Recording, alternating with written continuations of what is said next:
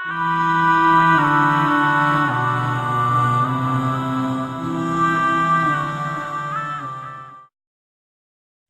love Allah? Do you miss Allah subhanahu wa ta'ala? The burn of this dunya, buying, selling, married, wife, kids, husband, all this, the trouble. Rasul wanted to give Allah. He missed Allah, he loved Allah subhanahu wa ta'ala.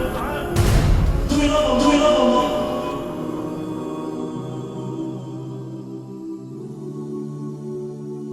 Another feeling that has to come through our heart, my brothers and sisters, is love of Allah. Allah subhanahu wa ta'ala is not to be worshipped only out of fear, only out of understanding, His glory subhanahu wa ta'ala. No, also out of love. Do we love Allah? Do you miss Allah subhanahu wa ta'ala?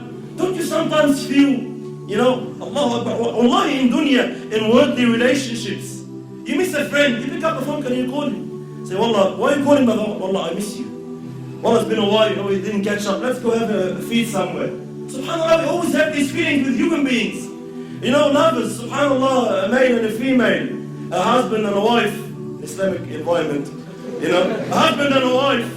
The guy is overseas, he hasn't seen his wife in a long time. He picks up the phone and with no exaggeration, he is really enjoying the phone call. He doesn't want the time to end, theoretically speaking. He doesn't want the phone call. The wife more, usually, she really is enjoying the phone call. Please, call me again. We are enjoying the discussion. Why is it with Allah we don't have these feelings? Muhammad sallallahu alayhi wa sallam used to say, Arihna biha ya Bilal. Ya Bilal, call adhan, let us stress. We're tired of this garbage. We're tired of this dunya. Buying, selling, market, wife, kids, husband, all this, the trouble. Rasul wanted to be with Allah. He missed Allah. He loved Allah subhanahu wa ta'ala. The Sahaba learned from him. They sang this song sallallahu alayhi wa sallam.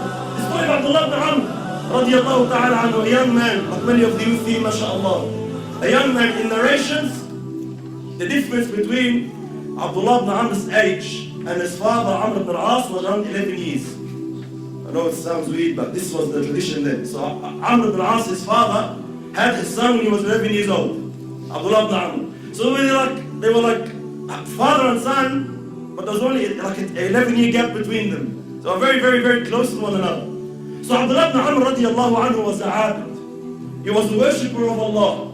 No mucking around, no joking, fasting every day, tahajjud every night, all night. Fasting in the morning, Allahu Akbar. Dhikr of Allah, ibadah, da'wah, ilm, name it. He was one of these youth that dedicated themselves to Allah to the extent that his father had to force him to marry. He's one of those people that the father had to actually, now get married. And it wasn't because of work or because he was falling in haram. No, he was dedicated to Allah. He didn't have time to think of these things. SubhanAllah. They don't exist in our time. So Abdullah ibn Amr radiallahu anhu was forced to get married. Allahu Akbar. I want you to imagine the feeling going through a young man's heart on his wedding night. What do you think of? Our youth are smiling, I know. Your wedding night, the first night, that's it, And for them, he didn't have he didn't meet his wife for 10 years beforehand. No. It's the first time to see his wife. It's the first time to actually, probably see a female in Medina. He actually is seeing, they're full of shahwat, they were true men, they're full of desire. And Abdullah ibn Amr radiallahu anhu says to his new wife, Allahu Akbar, please allow me to pray 2 rak'at. Allow me to pray 2 rak'at. In this time, he's thinking of Allah.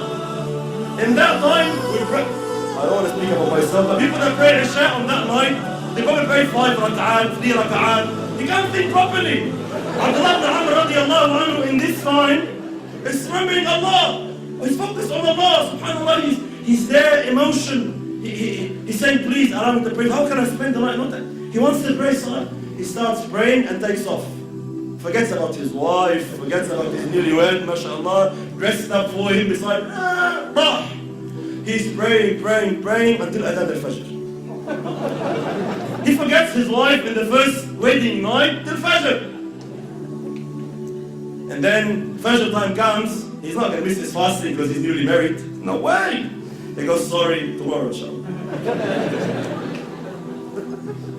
Next day, same thing. Allow me to pray 2 rak'at, forgets again. Third day, same thing, forgets again. 3 days, the wife is there, he's there, nothing happened. Subhanallah, Amr ibn al-As, the father, comes. He wants to check on his daughter-in-law. He goes, mashallah, how's my son? Give Abdullah Mai.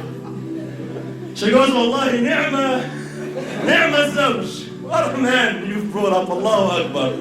لم يفتش لنا كنفا ولم يطأ لنا فراشا. I don't know, you know better.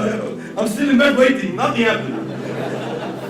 So Abdullah ibn Amr ibn al-As grabs his son from his, he grabs it from his abaya and takes him to Muhammad and says, deal with this guy, I can't deal with him anymore. So Muhammad says to him, no, you fast one day on, one day off, you don't pray tahajjud all night, a portion of the night you pray, a portion you sleep, your family has a right, your wife has a right, deen has a right.